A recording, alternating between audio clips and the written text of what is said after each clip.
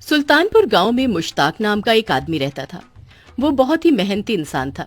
दिन भर की मेहनत के बाद भी वो इतना नहीं कमा पाता था कि अपने परिवार की जरूरतों को पूरा कर सके। उसके परिवार में उसकी बीवी सलमा, दो बेटियां सहर और महर और उसकी माँ रहती थी। वहीं दूसरी ओर मुश्ताक के पड़ोस में ही सलीम अपने परिवार के साथ रहता था, जिसके परिवार में उसकी बीवी, एक बेटा और एक बेटी थी। सलीम कोई काम धंधा भी नहीं करता था, पर फिर भी अमीर था। अपने परिवार की सारी जरूरतों को अच्छे से पूरा करता था। सारे लोग हैरान रह जाते थे कि हम इतनी मेहनत करते हैं, फिर भी एक टाइम के खाने के लिए जुटा पाते हैं। फिर ये सलीम ऐसा क्या काम करता है जो इसके पास इतना पैसा है?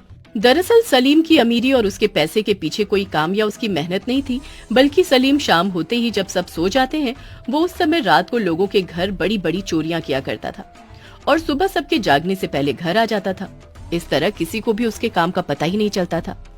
फिर एक दिन सहर अपनी माँ सलमा से कहती है, अम्मी बहुत भूख लगी है, खाना दो ना।